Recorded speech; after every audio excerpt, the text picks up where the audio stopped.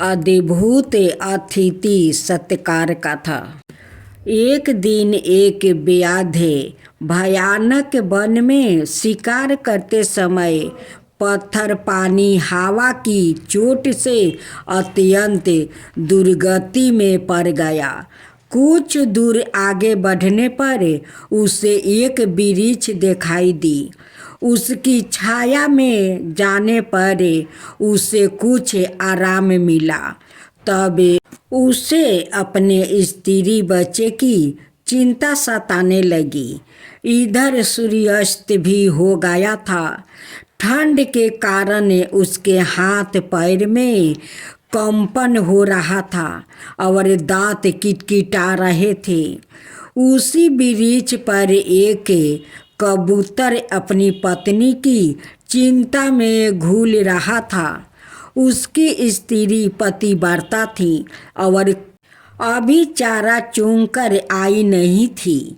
वस्तुतः वह इसी व्याकुत के पिंजरे में पड़ी थी। कबूतर उसके ना लौटने पर विलाप कर रहा था। पति का विलाप सुनकर कबूतरी बोली, नाथ, मैं पिंजरे में बंधी हुई हूँ, कृपया आप मेरी चिंता ना करें। अतिथि धर्म का पालन करो।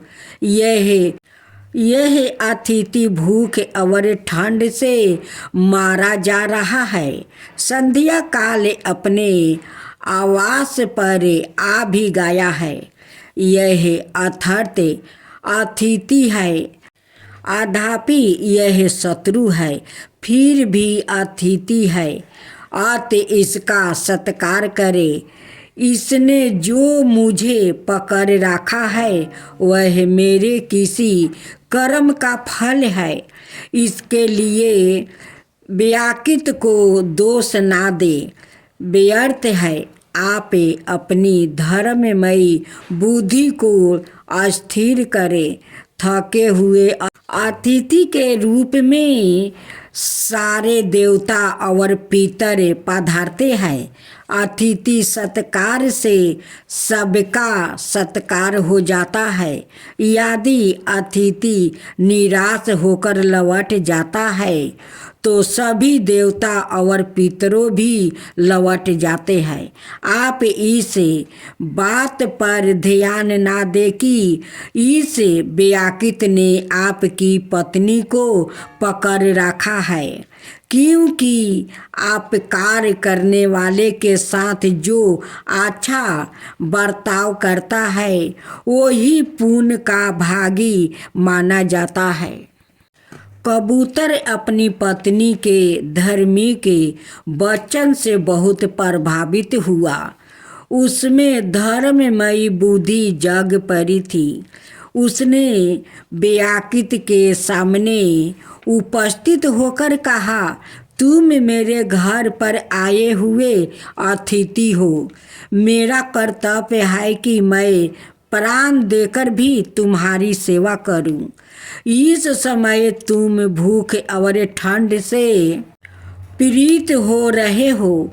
थोड़ी देर प्रतीक्षा करो। इतना कहकर वह उड़ा और कहीं से जलती हुई एक लकड़ी ले आया। उसे लकड़ी के ढेर पर रख दिया। धीरे धीरे आग जल उठी। उससे व्याकुत की जकड़न दूर हो गई। तब कबूतर ने व्याकुत की परिक्रमा करे अपने को अग्नि में झोंक दिया। व्याकुत उस अग्नि में प्रवेश करते देखकर घबरा गया और अपने को धिक्कारने लगा। फिर उसने कबूतरी और अन्य पंछियों को पिंजरे से निकाल कर छोड़ दिया। कबूतरी ने भी अपने पति के पथ का अनुसरण किया। तत्पश्चात कबूतर अपनी पत्नी को देवता के समान दिव्या शरीर धारण करे और विमान पर चढ़कर स्वर्ग लोक की और प्रस्तुत हुआ। उन्होंने जाते देख कर व्याकृत ने उनकी शरण ली और अपने उद्धार के लिए उपाय पूछा। इस पर कबूतर ने उसे गोदावरी में स्नान करने की बात बताई। एक मास तक गोदावरी स्नान करके व्याकृत भी स्वर्ग लोक को चला गया। गोदावरी का स्थान आज भी कपोत तीर्थ के नाम से विख्यात है। ब्रह्म पुराण। अब दूसरी कथा, मौत की भी मौत होता है। जो ईश्वर का भक्त होता है उसका स्वामी ईश्वर होता है, उस पर मौत का अधिकार नहीं होता। अंधकार चेष्टा करने से मौत के भी मौत हो जाती है। गोदावरी के तट पर सेवत नाम का एक ब्राह्मण रहते थे। उनका सब समय निरंतर संभे सदाशिव की पूजा में व्यतीत होता था।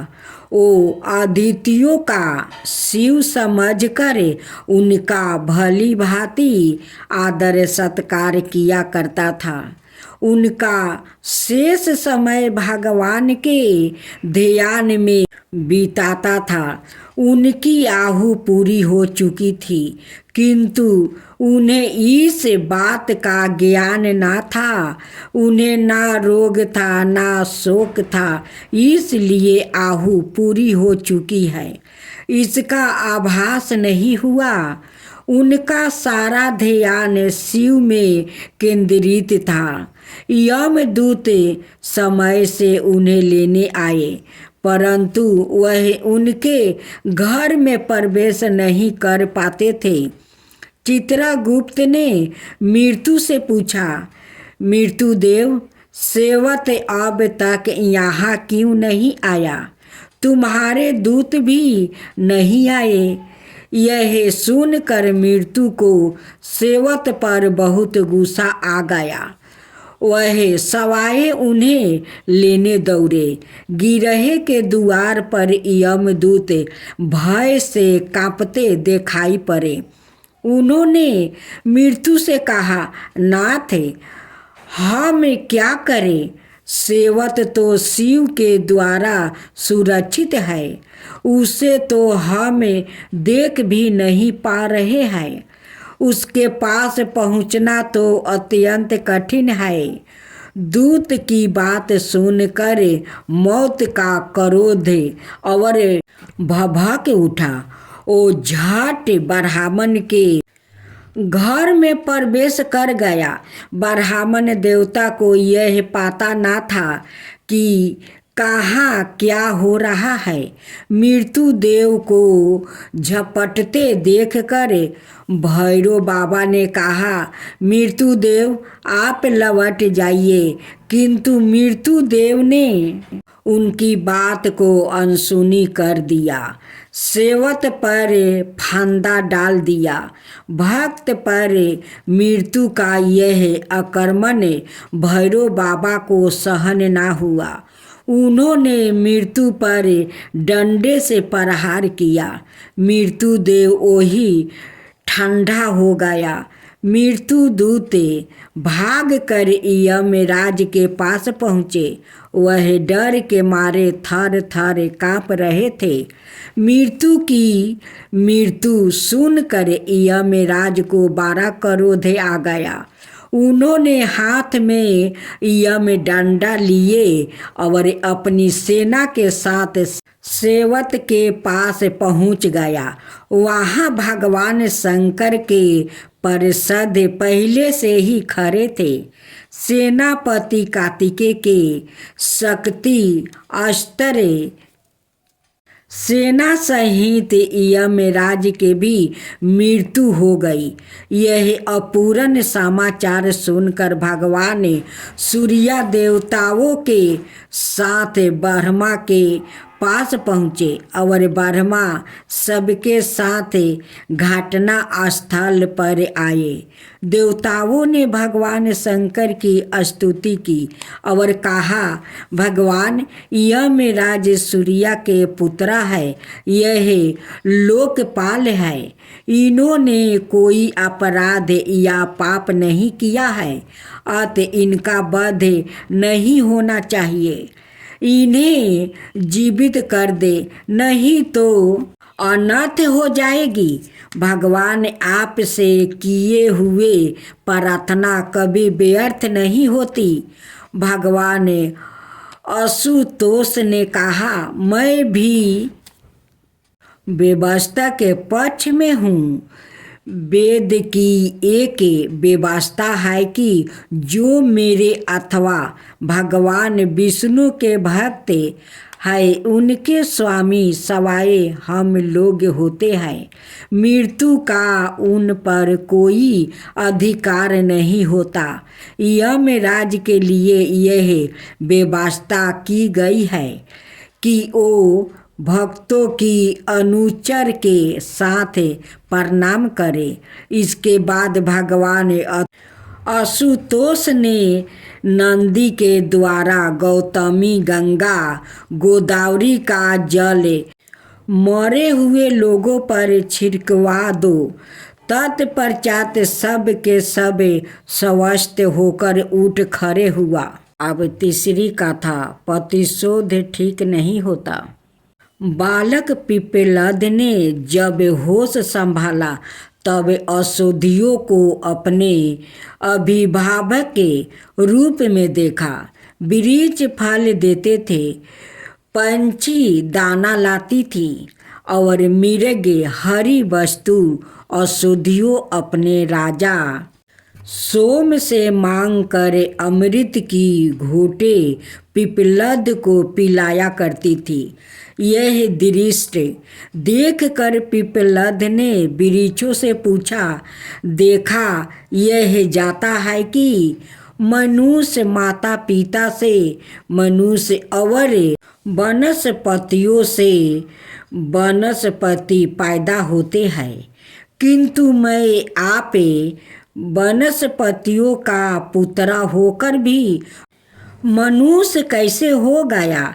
इसके उत्तर में वनस्पतियों ने पिप्पलद को उसके जन्म की कथा सुनाते हुए कहा, महर्षि दधीचि तुम्हारे पिता और तुम्हारी माता है, इस तरह तुम मनुष्यों के ही पुत्र हो।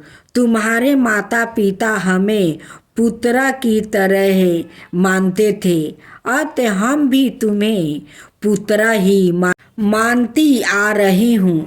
तुम्हारी माँ ने अपना पेट चीर कर तुम्हें पैदा किया था और हमें सौंप कर सवाए सती हो गई थी। तुम्हारे माता पिता के मर जाने के बाद समूचा वन बहुत दिनों तक वो रोता रहा। वो हमें प्यार करते थे और हम सब उन्हें इतना कह कर वनस्पतियों फूट फूट कर रो पड़ी। यह सुनकर बालक पिप्पलद को बहुत विस्मय हुआ। उसने अपने माता पिता की कहानी जाननी चाहिए। वनस्पतियों ने उन्हें माता पिता को श्रद्धा से नमन कर उनकी जीवन गाथा आरंभ की। तुम्हारे माता का नाम दधीचि था। उनमें सभी उत्तम गुण विद्यमान थे। तुम्हारी माता उत्तम कुल की कन्या और पतिव्रता थी। उनका नाम अभिसिनी था। वो लोपामुद्रा की बहन थी। तुम्हारे माता पिता ने तपस्या कर इतनी समर्थ अर्जन कर लिया था कि उनके आश्रम पर दैत्य दानवों का आक्रमण नहीं हो पाता था।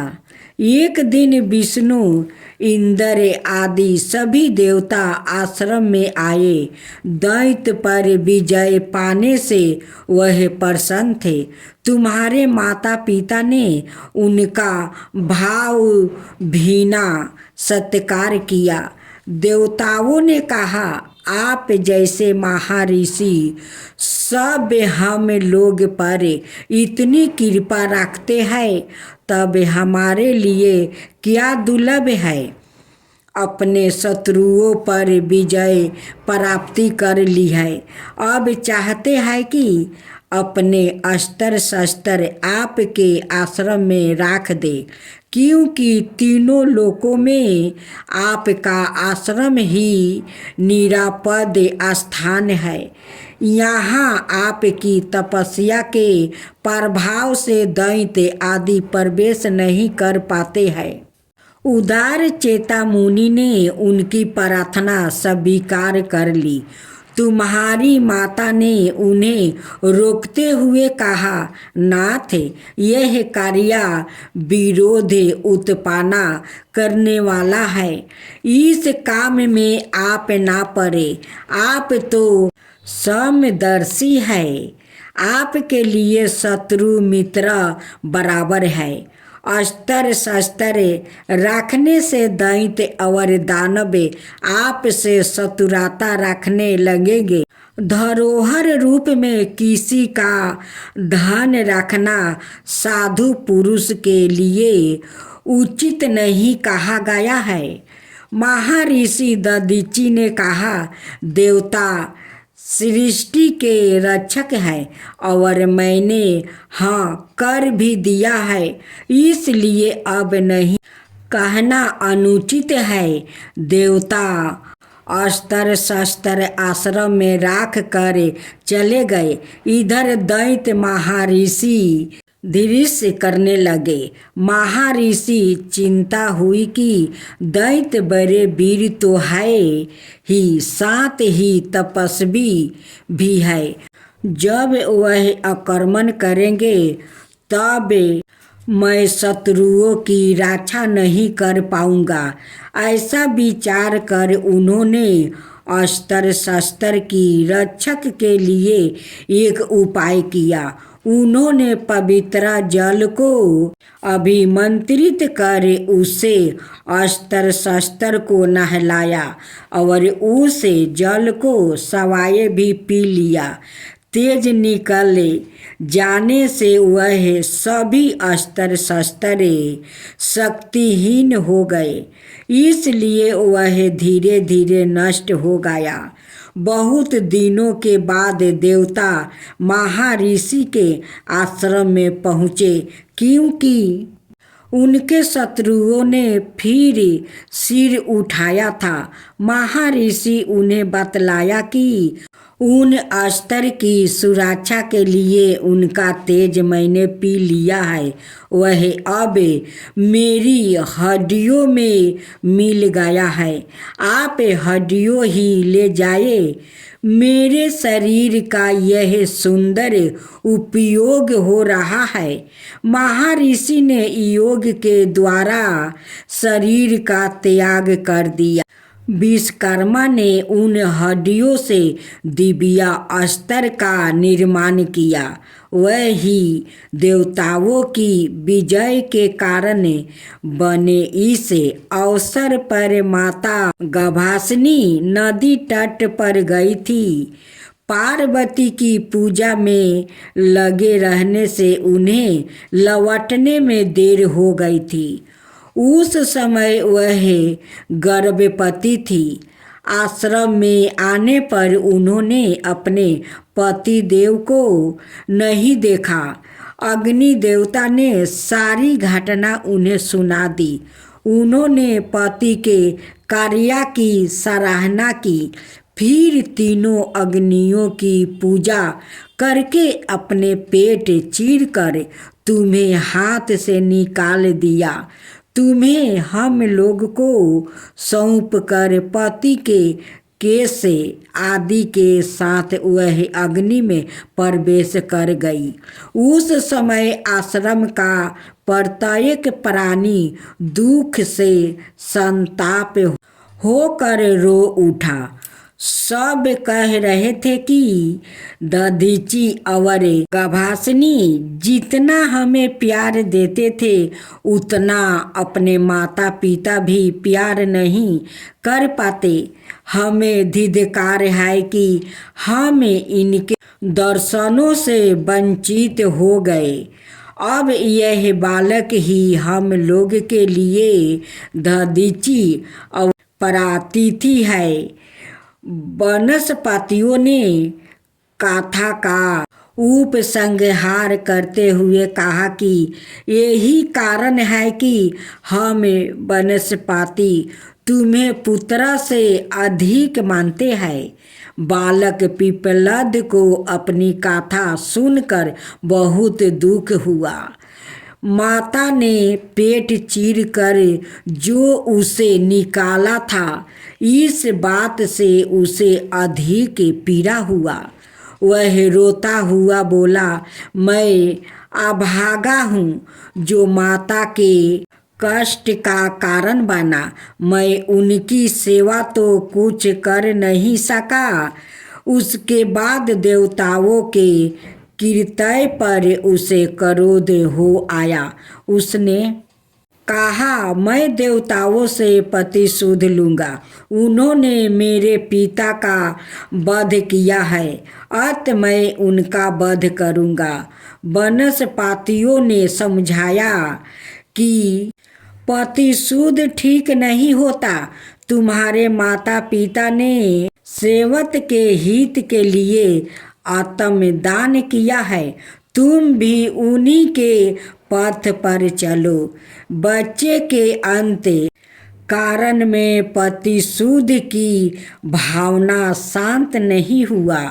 उसने भगवान शंकर की प्रार्थना की कि शत्रुओं के नाश के लिए आप मुझे शक्ति दीजिए।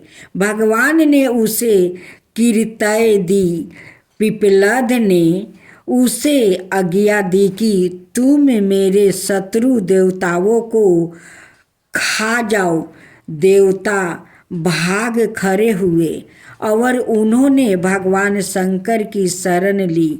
भगवान शंकर ने पिप्पलद को समझाया कि तुम्हारे पिता ने विश्व के हित के लिए अपना प्राण दे दिया है। उनके सामने दयामय कौन होगा। तुम्हारी माता भी उन्हीं के साथ पतिलोक चली गई। उनकी ममता कैसे होगी। तुम भी अपने माता पिता के रास्ते पर ही चलो। तुम्हारे परिताप से देवता संकट में पड़ गया है, उन्हें तुम्हें बचाओ, वही तुम्हारा कर्तव्य है। प्रतिशोध अच्छा नहीं होता। पिप्पलद शांत हो गया। उन्होंने भगवान शंकर का उद्देश्य मान लिया। भगवान ने और देवताओं ने भी पिप्पलद को वरदान मांगने को कहा। पिप्पलद ने वर मांगा कि मैं अपने माता पिता को देखना चाहता हूँ। दिव्या लोक से उनके माता पिता दिव्या विमान से उपस्थित हो गया। उन्होंने कहा, पुत्र तुम धन हो, तुम्हारी कीर्ति स्वर्गलोक तक पहुँच चुकी है। तुमने भगवान शंकर का प्रत्यक्ष दर्शन किया है। वचन समाप्त होते ही आकाश से पिप्पलद के ऊपर फूलों की वर्षा होने लगी। देवताओं ने जयकारा किया। अब सुनीता की कथा। अभिभावक को चाहिए कि वो अपनी संतान की संभाल में तनिक भी उपेक्षा ना आने दे। इनके द्वारा की गई थोड़ी भी उपेक्षा संतान के लिए घातक बन जाती है। सुनीता मृत्यु देवता की कन्या थी। बचपन से ही वह देखती आ रही थी कि उसके पिता धार्मिकों को सम्मान देते हैं और पापियों को दंडे। सहेलियों के साथ खेलने में पराये वह इनकी बातों का अनुकरण किया करती थी। एक बार वह सहेलियों के साथ खेलती हुई दूर निकल गई। वहाँ एक सुंदर गंधर्व कुमार सरस्वती की आराधना में लीन था। उस पर दृष्टि पड़ते ही सुनीता उस पर कोरे बरसाने लगी। भोलापन से इसे वह खेल ही समझती रही। प्रतिदिन आती और निरपराध गंधर्व कुमार को वो सताती। एक दिन गंधर्व कुमार को क्रोध आ गया। वह बोला, भली लोग मारने वाले को मारते नहीं और गाली देने वाले को गाली नहीं देते, यही धर्म की मर्यादा। सुनीता में सत्वा दीता आदि सभी गुण कूट कूट कर भरे थे। उसने अपने पिता से सारी घटना जयो की तयो सुना दी। भोली होने से वह गंधर्व कुमार की बातें समझ न पाती थी। उसने समझने के लिए उसने पिताजी से आग्रह किया। मृत्यु ने अपनी पुत्री की जिज्ञासा पर चुप्पी साध ली, जो अच्छी ना थी। पुराण ने इसे दोष माना है, क्योंकि मारने वाला को मारना नहीं चाहिए और गाली देने वालों को गाली नहीं देना चाहिए। इन बेकाव का अर्थ जो बच्ची नहीं समझ पाती और अभिभावक से समझना चाहती है, उसे न समझाना अवश्य अनर्थ कार्य हो सकता है। हुआ भी ऐसा ही। पिता के चुप्पी साध लेने से सुनीता का वह पापाचार रोका नहीं।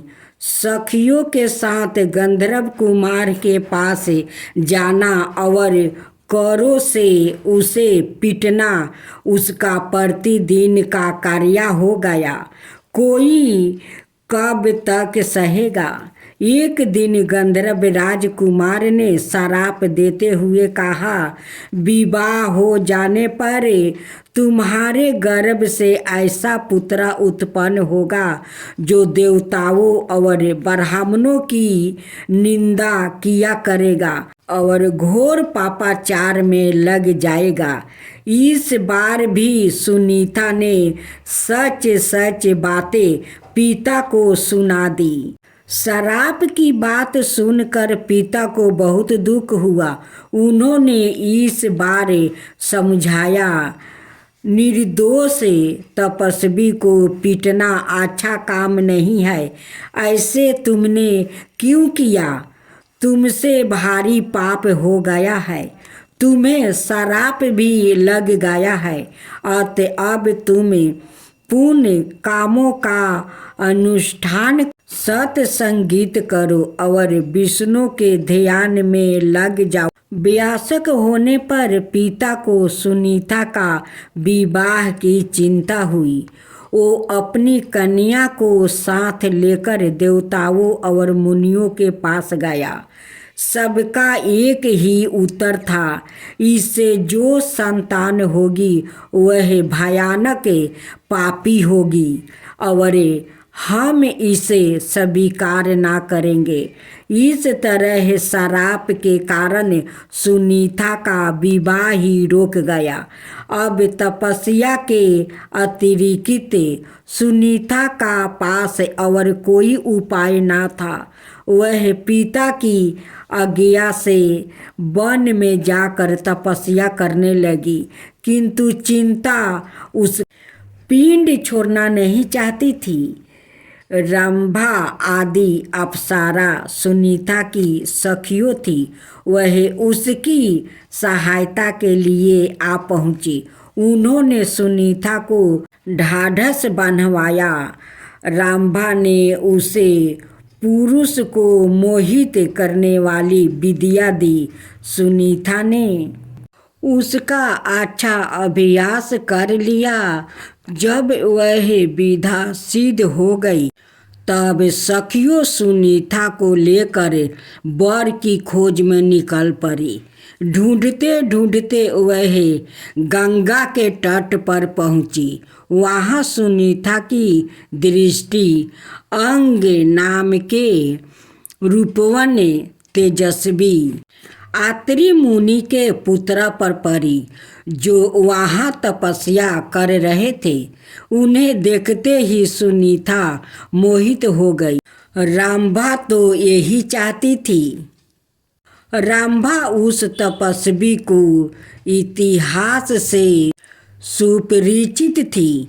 जानती थी कि आत्री मुनि अंग इंद्र के समान वैभवशाली और विष्णु के समान पुत्र के पाने का वरदान पा हो सकता था कि इस वरदान के प्रभाव से सुनीता को मिला शराप प्रभावहीन हो जाए। अतः सुनीता का उस पर मोहित होना उसे बहुत अच्छा लगा।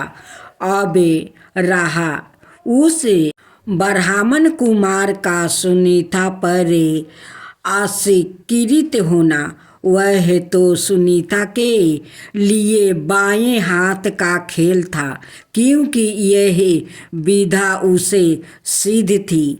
रंभा माया का भी प्रयोग किया। सुनीता तो अत्यंत रूपवती थी ही। रंभा की माया ने उसमें और 4 चांद लगा दिया। अब उसकी तुलना संसार में नहीं रह गई थी। उसका यौवन भी अद्वितीय हो गया। उसके गीतों में 100 आकर्षण भर उठे। सुनीता झूले पर बैठकर संगीत गाने लगी। सुनते ही अंग का ध्यान टूट गया। वो खींचते हुए सवाए के उद्गमी की ओर बढ़ते चले गए। सुनीता पर जब उनकी दृष्टि पड़ी तो उनके हाथ पैर शीतल हो आया। वो तन मन से उसे चाहने लगी और अपने को संभाल कर बोले, सुंदरी तुम कौन हो? सुनीता चुप रही। रंभा आगे आकर बोली, महादय, यह मृत्यु की कन्या है। इसमें सब शुभ लक्षण मिलते हैं। यह पति के खोज में निकली है। हम लोग इसकी सखियों हैं। रंभा के अनुकूल वचन सुनकर आत्री कुमार अंग को बहुत संतोष हुआ। उनकी अकुलहट कुछ कम हो गई। उन्होंने अपने पवित्र कुल की प्रशंसा की और बतलाया कि मैंने विष्णु भगवान से यह वरदान प्राप्ति कर लिया है कि मुझे इंद्र सा ऐश्वर्यशाली और विष्णु के समान विश्व का पालन करने वाला पुत्र प्राप्ति हो। किंतु योग कन्या ना मिलने से अब तक मैंने विवाह नहीं किया है। यह कुलीन कन्या यदि मुझे ही वरण कर ले तो इसे आदेश वस्तु भी दे सकता हूँ। रंभा तो यही चाहती थी।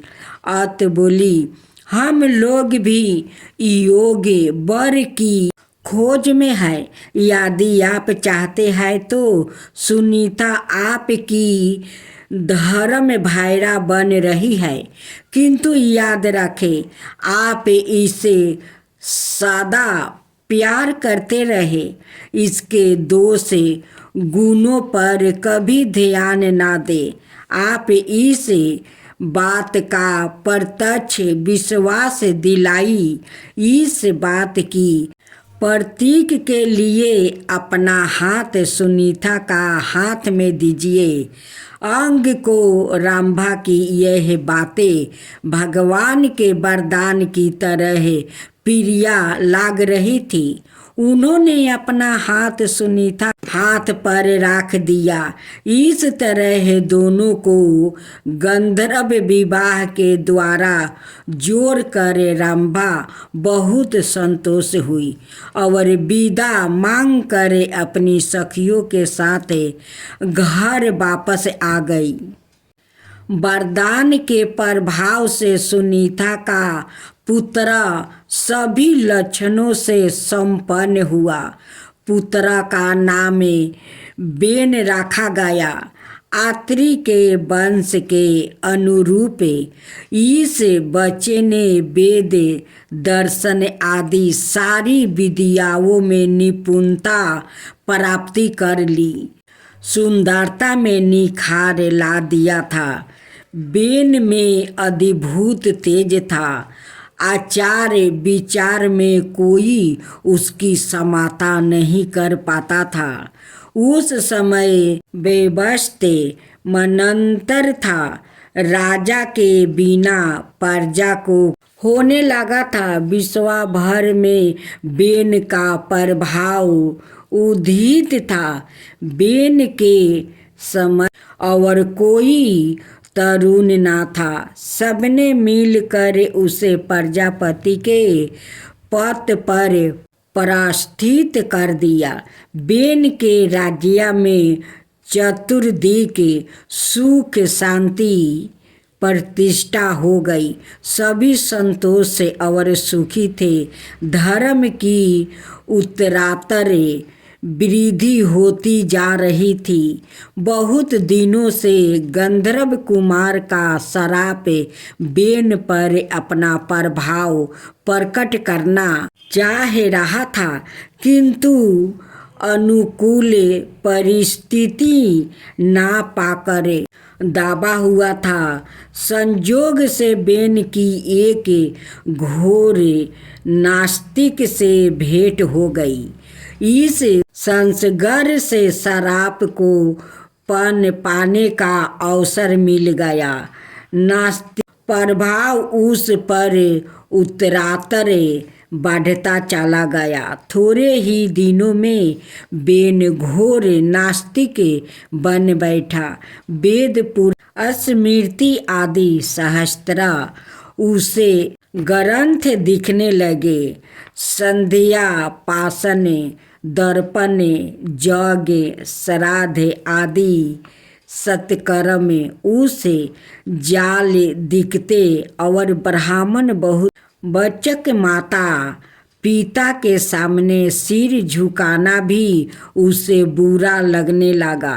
बेन समर्थ तो था ही, उसने संपूर्ण वैदिक क्रिया कलापों पर रोक लगा दी। राज्य में धर्म का लोप हो गया। जोरों से बढ़ने लगा। पिता अंग अपने पुत्र का यह घोर अत्याचार देखकर बहुत दुखी हो गया। उनकी समझ में नहीं आ रहा था कि भगवान विष्णु का वह वरदान बेफल कैसे हो रहा है। वो श्राप की बात नहीं जानते थे। सुनीता जब बातें समझ तो रही थी, किंतु खोलना नहीं चाहती थी। आत्री कुमार अंग ने पुत्र को समझा बुझाकर रास्ते पर लाना चाहा, पर उन्हें सफलता नहीं मिली। इसी शपथ ऋषि आए। अब वरदान को चेताने का अवसर आ गया था। शपथ ऋषि ने बहुत प्यार से बेन को समझाते हुए कहा, दुस्साहस छोड़ दो, अपने पुराने रास्ते पर आ जाओ। सारी जनता तुम पर अवलंबित है। धर्म के पथ पर लौट आओ और प्रजा पर अत्याचार करना बंद कर दो। किंतु अहंकारी मूर्ति बेन ने शपथ ऋषियों को फटकारते हुए कहा, मैं ज्ञानियों का ज्ञानी हूँ। विश्व का ज्ञान मेरे ही ज्ञान है। जो मेरी आज्ञा का विरुद्ध चलता है उसे मैं कठोर दंड देता हूँ। आप लोग भी मेरा ऋषियों ने जब बेन के इस रोग को असाध्य समझा और उसके पापों को बलपूर्वक निकालना चाहा, तब झट उन्होंने बेन को पकड़ लिया और उसके बाएं हाथ को भली भांति माथा फल सावा रूप इस हाथ से एक कलूटा और नाटा पुरुष उत्पन्न हुआ। उस पुरुष के रूप में बेन का सब पाप निकल गया। यह देख ऋषि बहुत प्रसन्न हुआ। अब उन्होंने बेन के दाहिने हाथ को माथा इसे अपने वरदान को फलीभूत करने के लिए भगवान विष्णु ही पृथु के रूप में प्रकट हुआ। पाप के निकालते ही बेन की नास्तिका भी पूरी तरह निकल गई। शपथ ऋषियों की कृपा से बेन ने अपनी पहली आस्था प्राप्ति मर्यादा के तट पर चले गए। तीन बिंदु के आश्रम में रह कर उन्होंने घोर तपस्या की।